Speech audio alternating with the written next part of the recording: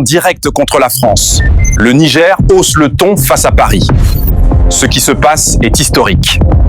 Et ceci nous convainc davantage que nous sommes sur la bonne voie et Inch'Allah, nous allons réussir tous ensemble et malgré l'adversité sauvage et mesquine.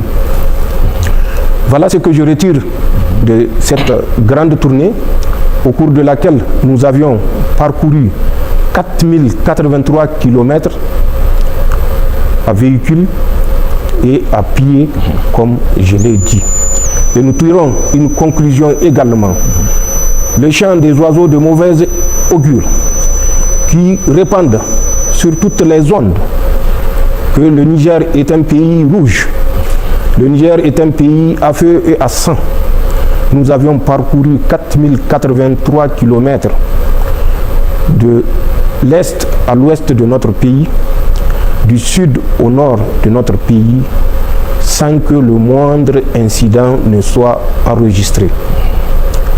Ceci est la preuve que le peuple est debout et que les forces de défense et de sécurité sont prêtes. Elles l'étaient déjà parce qu'elles avaient pris conscience que la lutte incombe à elles et non à quelques forces étrangères. Voilà les conclusions que nous tirons de cette tournée. Ce n'est un secret pour personne. Notre arrivée a créé une situation d'inimité ouverte entre Macron et nous.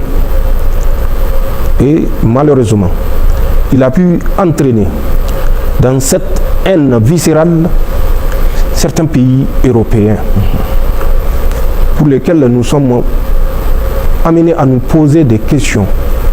Sont-ils aveugles? Sont-ils sourds?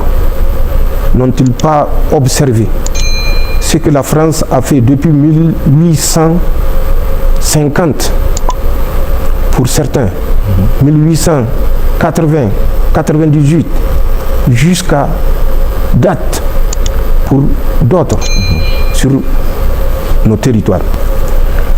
L'attaque de l'aéroport est inscrite dans un agenda de déstabilisation maladive. Macron a pris un engagement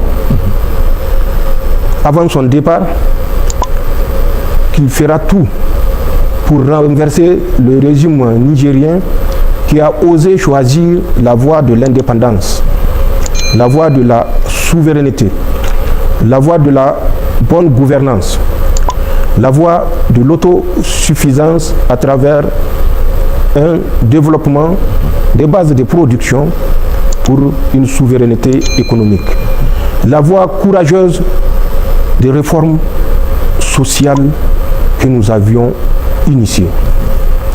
Il ne fallait pas que nous réussissions et c'est le combat auquel Emmanuel Macron et ses sbires nous livrent.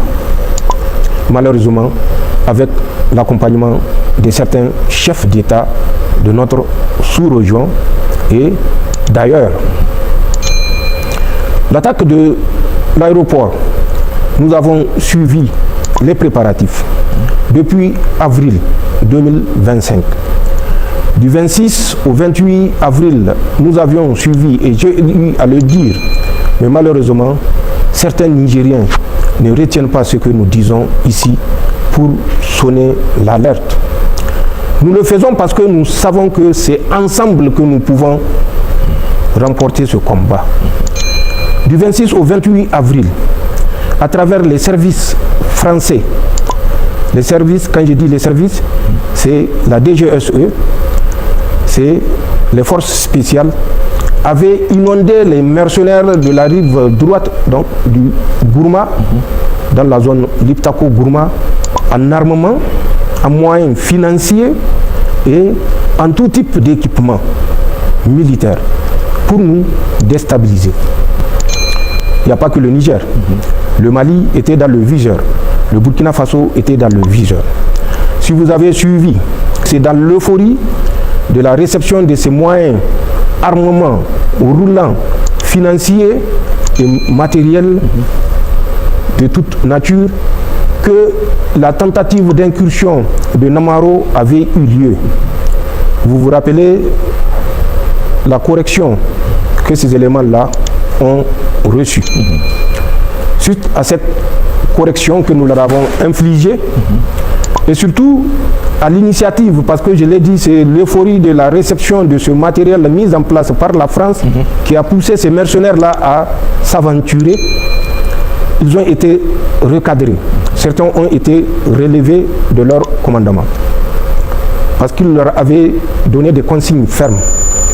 Le signal, c'est aux Français de donner le signal de l'attaque. Donc nous suivons au jour le jour jusqu'au 15 juillet 2025 où 5 agents français s'étaient réunis à côté à Yablé. Yablé, c'est à une quarantaine, je crois, de kilomètres de Namaro. C'est un site aurifère. Renseignez-vous auprès des orpailleurs, vous saurez de quoi je parle. Donc, du 15 au 19, ils s'étaient réunis. Au cours de cette réunion, il était décidé d'attaquer l'aéroport international Diori Hamani. Ce n'était pas l'EIGS, ce n'était pas le GINIM, c'était un conglomérat de mercenaires que les Français ont financé. Et nous connaissons le montant du financement. Pour être toujours au top de l'actualité africaine sans filtre, abonnez-vous, activez la cloche de notification pour ne rien rater.